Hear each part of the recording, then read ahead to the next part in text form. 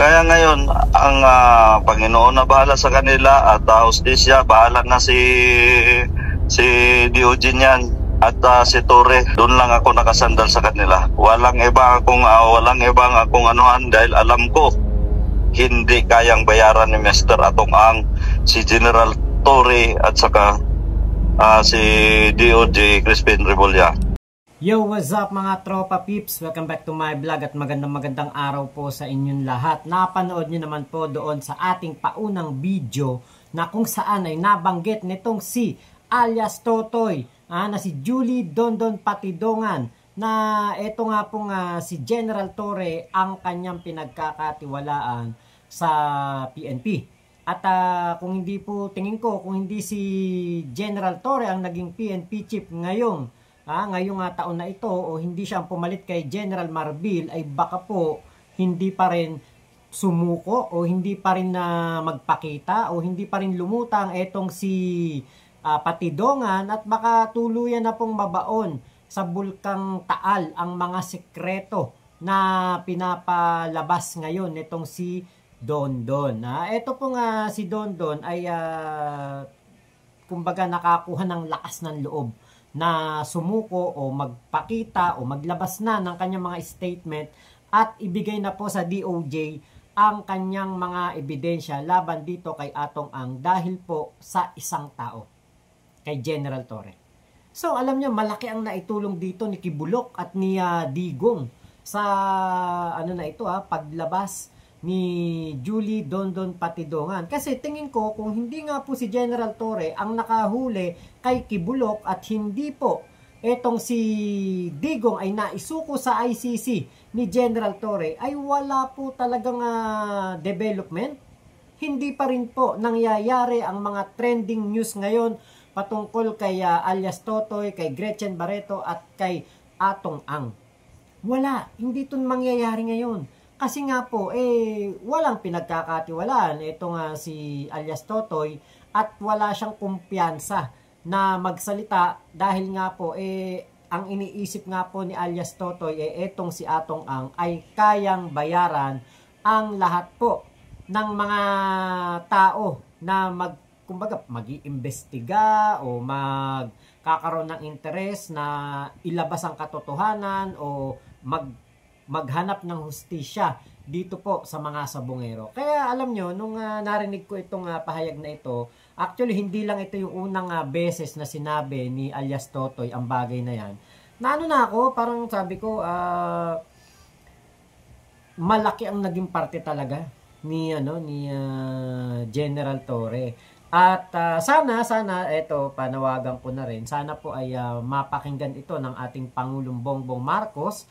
At sana'y, kumbaga, mas lalo pang pagbutihan ng ating gobyerno ang pagnanais na mabigyan ng hustisya ang nangyari po sa mga sabongero at tulungan si alias Dondon sa kanyang paglabas na ito. Kasi po, ito na yung matagal na nating gustong mangyari, yung lumabas ang katotohanan at lumabas ang hustisya.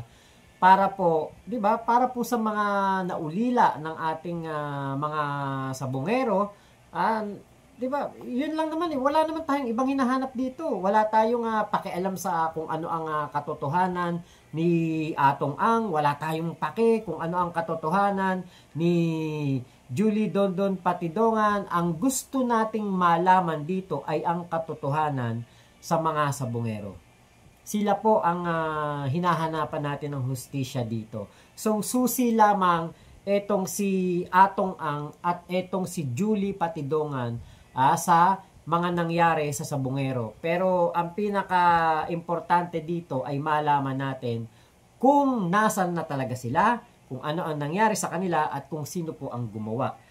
So, ano naman na ito kumbaga sabi nga ng ilang mga netizen natin, actually hindi lang ilan, marami ng mga netizen at sinabi na rin po ng ilang mga naulila, sinabi po nila na meron na talaga silang kumbaga information na si Atong Ang daw po talaga ang mastermind. Kaya lang po, dahil nga syempre pag binanggit mo ang Atong Ang, talagang nako 'di ba, business tycoon, mogul gaming mogul, yan ang mga ano sa kanya, kung ano mga title lang inaano sa kanya na talagang pag binanggit mo nga parang hindi mo na alam kung ano ang ibig sabihin nun dahil nga po talagang pangmayaman po ang tawag na yon dito kay Atong Ang, di ba?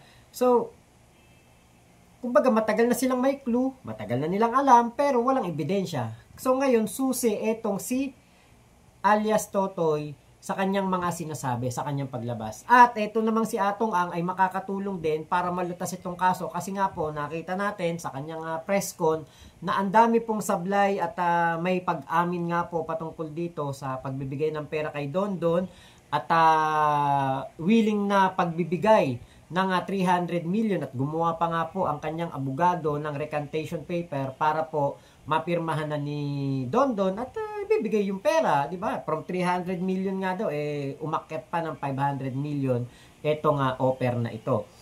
So, ito po yung matagal na nating hinahanap, matagal na nating hinihintay. Sana nga po ay hindi po mag-failed etong paglabas na ito ni Dondon. Sana hindi masayang ang lahat ng kanyang sakripisyo at sana din, 'di ba, kung si Atong Ang ay meron nga talagang kinalaman, maging patas din sa kanya at kumbaga dumaan pa din sa due process kasi yun po ang ayaw din naman nating mangyari na kahit na yung mga sabungero ay walang napalang due process, at least 'di ba, hindi naman din natin yun na pwedeng gawin kay Atong Ang nawalan due process dahil nga po hindi na rin tayo naiiba sa kung siya po ay totoong may kasalanan, hindi na rin tayo naiiba sa kanila, di ba? So kailangan pa rin talaga na dumaan po sa due process. At ang ating Pangulong Bongbong Marcos naman ay due process po ang talagang kumbaga importante sa kanya. So ito naman po yung ito yung isang interview ni alias Totoy na masasabi kong consistent po siya sa lahat ng kanyang mga sinasabi. Yung kanyang mga pahayag dito ay talagang nalalaman natin na katulad nun, merong general po na na protector daw po itong si Atong Ang at maraming isiniwalat si si alias Totoy dito sa interview na ito. Sana nga po talaga ay maging susi siya sa pagbubukas ng katotohanan para sa ating mga kababayan. So ito na po yung video. Yung 4 na witness na yan, nanghingi ng tulong sa gobyerno yan. Pero nandoon nakatira kay Mr. Atong Ang yan, nandoon ang buong pamilya niyan. Kaya may plano na si IDJ na para kung gusto nila iligtas, maligtas sila. Pero lahat na sinasabi, yung mga witness na yan, alam na natin kung ano, gusto nila linlangin lahat ng katotohanan na sinabi ko. Gusto nila linlangin ang taong bayan. Hindi to, kung totoo yung sinabi nila sinunog, saan sinunog? Tanungin ko sila. Kung totoo na sinunog, asaan nila sinunog? Paano nila masagot yan? At yung mga yan, mga tauhan ko lang naman yan. Mga gwardya ko lang yan sa agency ko. Ngayon, asama sila sa kaso dahil totoo naman na nandun yan, naka-duty lang. Lalo na yung lahat ng 4 na, yung 3 na yan, naka-duty yan sa Manila Arena. Alam nila lahat yan. Si Matiliano alam yan. Si Matiliano, ang alam lang yan, yung kay Inunog, pamilyang Inunog. Opo, sir.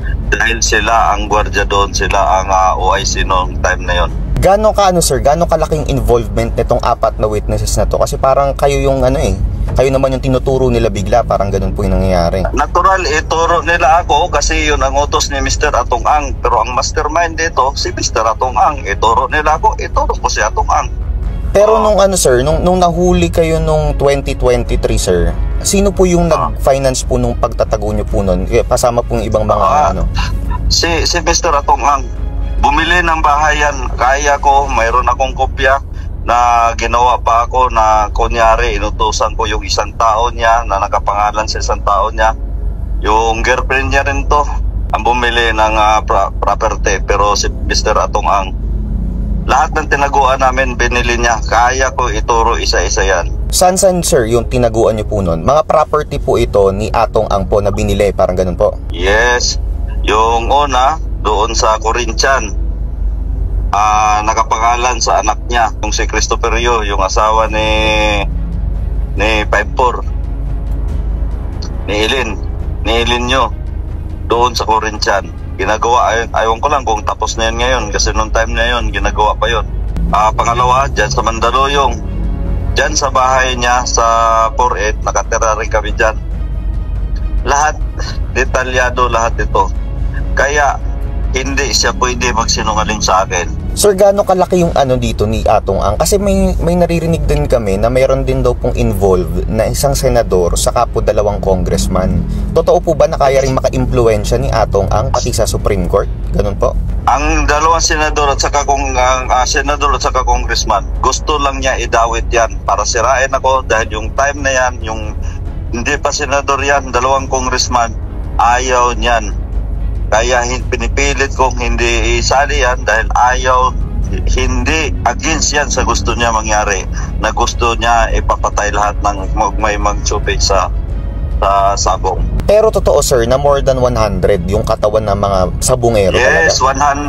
Yes, 108 yan plus 2 yung latest na pinapapatay nila dyan sa pinapadukot nila sa Lipa, yung nagnakaw ng manok. Nakagagawa ni Roger Burican, yung Roger Rogelio Burican, yun yung sa Channel 7 na may nagbitbit na nakapusas. Take note mo dyan, Rogelio Toto Burican at saka si Rodelo Anig-Ig. Siya yung nakita sa CCTV na pinalabas sa Channel 7. Okay. Para malaman mo, ang dami kaso ni Mr. Atong Ang. Dahil ako ang pinagkatiwalaan niya, lahat ng patayan, simula sa waiting, lahat ng kaibigan na pinapapatay niya, alam ko lahat yan. Kaibigan sir? Pati po kaibigan, pinapapatay po ni Atong Ang? Yes, si Mr. Yolo, yung sa ITSA, pinapapatay niya yan. Siya ang mastermind dyan. Involved dyan yung kapatid niya na si William Ang, kasama yung si Eddie Boy Villanueva. Siya ang nag-hire ng gunman, yung dating si EDJ. So, ngayon sir, hindi ba kayo natatakot kasi nagsalita kayo Tapos itong 4 na to, bakit sila dumikit kay Atong Ang? Siyempre, empleyado kami ni Atong Ang. Nung paglabas namin, may sarili akong desisyon dahil alam ko na ang kalagayan ko, umuwi ako na Mindanao. Umuwi ako sa Mindanao. Yung 2, yung 4 niyan, kawawa yan. Pilit niya na tinuturo ako ang mastermind. Kawawa lang yung 4 na yan. Alam ko, kahit na hindi ako nagsasabi na kasinungalingan dito, may Panginoon ako. Si Mr. Atong Ang, walang Panginoon yan. Walang konsensya yan kung pumatay. May buntis pa, yung sa Lipa, January 13 yun, hindi ako nagkamali. May isang babaeng buntis doon na nadamay, kasama yun sa naitapon sa Taalik sa Talisay, Batangas. Paano yung nagiging proseso? Parang sinasakay sa sasakyan, tapos paano kayo nagtatambak ng katawan doon? Hindi tatambak ng katawan. Diyan ay iniimbestigahan yan, katulad nung sinabi ko, si Eric De La Rosa ang isa sa mastermind dyan. 3 yan sila, Atong Ang, Engineer Celso Salazar, Eric De La Rosa. Yan, para alam mo, pag may tsupi, automatic tumatawag yan si Eric De La Rosa kay Mr. Atong Ang. Kasi Eric De La Rosa, siya ang nagmumonitor ng mga palabas. Pag itawag yan kay Atong Ang, itinawag sa akin, i-confirm ko yan kay Mr. Atong Ang, boss, may tsupi. O sige, alam mo nang gawin mo, tawagan mo na yung mga pulis. Mga pulis ang tinuturn over ko sa pulis yan. So meron po talaga mga tao na pulis itong si Atong Ang? Yes. Ilan to sir? Gaano karami? Saka gaano kataas yung posisyon na hawak nung pinakamataas na hawak ni Atong Ang? Colonel. At saka may general kasama sa Alpa. Ilang general po sir? Isa lang. Mapapangalanan niyo po sir? Kaya kong pangalanan, pero sa ngayon hindi naman kita nakita ng personal. Sa maganda personal, hindi ko alam kung sino tong kausap ko. Pa sir. Sir, bakit kayo nag-decide na magtumistigo laban kay Atong Ang? Paano hindi ako mag-decide? Buong pamilya ko gusto niya nang patay. Gusto niya nang masakirin. Tanggap ko na sa sarili ko kung ako lang ang madadali niya. Pero pamilya na ang pinag-uusapan dito, hindi ko siya mapatawad. Ilala ko si Mr. Atong Ang, ang dami nang pinapapatay niya na tao niya. Yung isa, yung kinakapatid ko, si Kuya Kenneth, yung pinatay dyan sa Mandaluyong, siya ang nagpapatay noon. Sir, pinagbantaan kayo before ba to ng ano? Di ba nakatakbo pa po kayo, sir, na mayor po? Tama po? Yes. Before po yung election? Nagtago pa lang ako. Gusto niya na ako ipapatay. Yung kasinungalingan nyo na nahuli kami sa isang lugar, 2 bahay yung inupahan niya sa Parañaque. Nagtaka ako bakit hiniwalay niya ako. Yung pala may plano na siya sa akin. Hindi lang niya ako mapatay-patay kasi kasama yung pamilya ko. May mga yaya yung anak ko. Kasama yung mga security na inassign niya sa akin, driver, bodyguard, na inassign niya sa akin kasama. Kaya nagulat sila. So, ang pagkahuli sa akin, siya ang may kagagawa nun. Alam naman niya, siya ang dahil kasabwat naman yung humuli. Yun. So, anong motivation niya, tingin niyo, sir? Bakit kayo pinahuli bigla na ganun? Kung isa kayo sa pinagkakatiwalaan niya.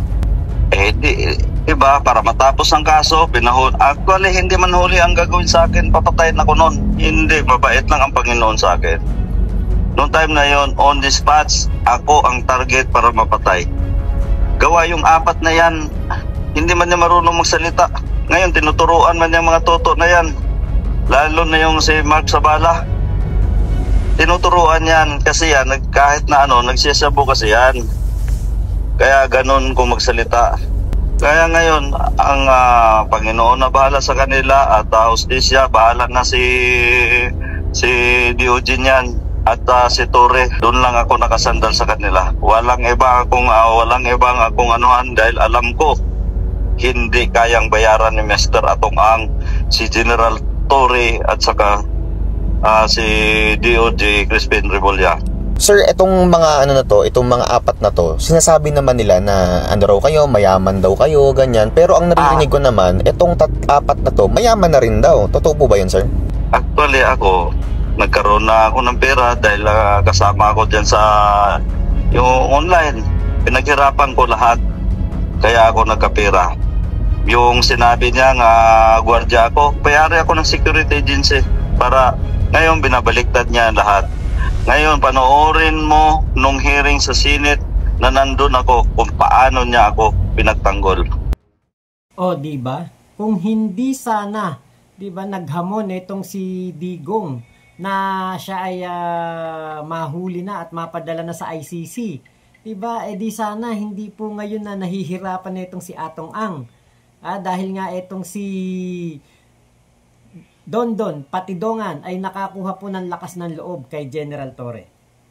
Kung hindi rin, itong si Kibulok ay naging pasaway na pastor, diba? Di sana wala ring problema itong si Laatong Ang at hindi po magkakaroon ng lakas ng loob na lumabas itong si Dondon. Ako, yan kasi, diba? Yan ang, kumbaga, nakakita po ng savior itong si Dondon sa katauhan ni General Torre at naisip niya na safe talaga ang ating pong mga kababayan dito kay General Torre.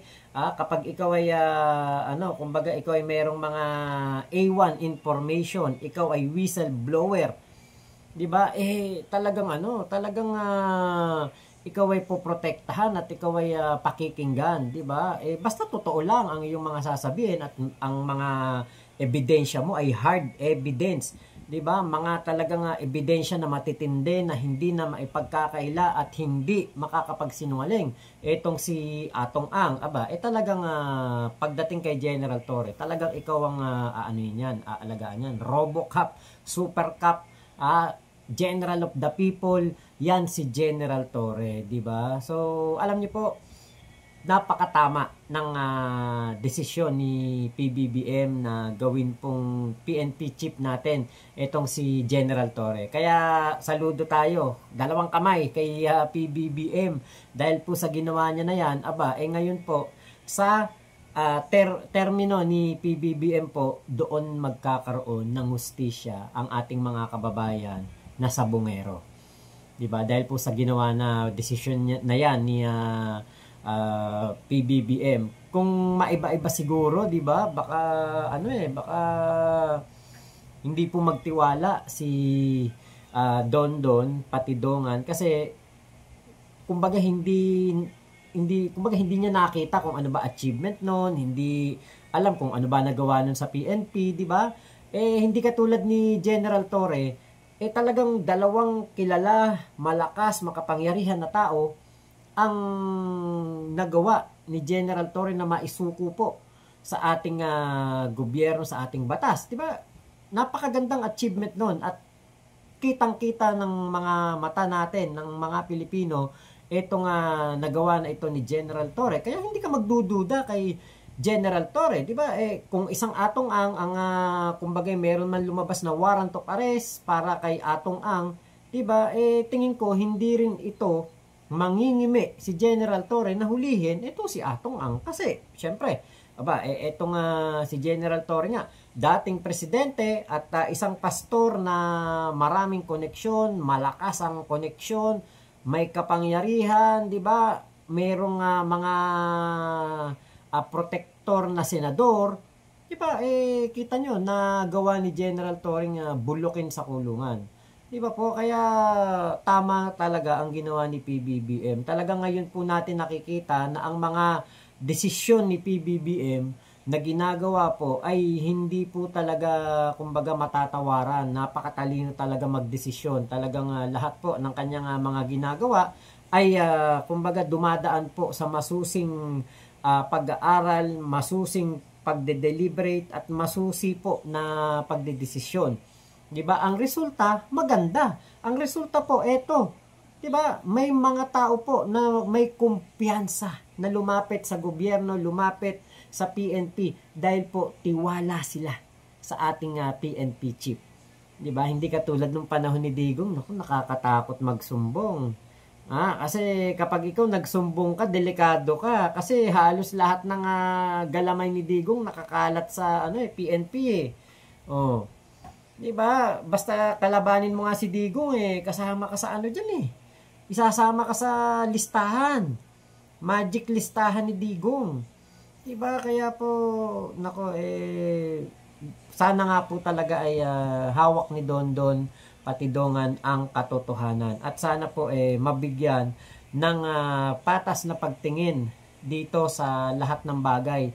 Lalong-lalo na po sa mga naulila. At syempre, hindi naman natin pwedeng hindi idaan sa due process ang isang Atong Ang dahil alam naman natin ang ating Pangulong Bongbong Marcos po ay hindi po bias. Kaya ikay mahirap, kaya ikay mayaman, kaya ikay makapangyarihan, kaya ikay simpleng tao, talagang patas po ang pagtingin diyan ni PBBM at ni General Torre. Kaya po, swerte pa din talaga yung mga ibang gumagawa po ng masama ngayon dahil meron pong due process at kumbaga inaalagaan pa rin po ang kanilang kapakanan. Kahit po sila ay mga person of interest, mga suspect, di ba? Hindi katulad nung panahon ni Digong, ituro ka lang, wala na. Yari ka na. At syempre, di ba? Nakita naman natin kung gaano rin po kaseryoso at kapursigido etong si Secretary Boying Rimulya ng DOJ para po makamit ng mga kababayan natin ang hustisya na hinahanap nila. Diba? Ang kanyang paninindigan, kahit na maraming detractors, maraming basher, hindi po talaga nagpapatinag ang isang Secretary Boying Rimulya. So, yun po, maraming salamat sa pagsama nyo dito sa aking vlog na ito. Ingat po kayo. Happy weekend po sa ating lahat. Salamat po sa lahat ng mga tropa pips natin na sumusubaybay, nanonood po dito sa ating channel. Maraming salamat po sa lahat ng mga nagko-comment, nagla-likes. Kung hanggang ngayon nanonood ka pa, mag-like ka na dyan. Ibig sabihin, nagustuhan mo tong video ko. At, i-comment mo na rin kung tagasan ka. Baka mabasa ko yan, mapusuan ko pa. So, yun lamang po. Ingat po kayo. Mama Chup Chup. Love you, love you. God bless us all, Pilipinas. God first. Salamat po.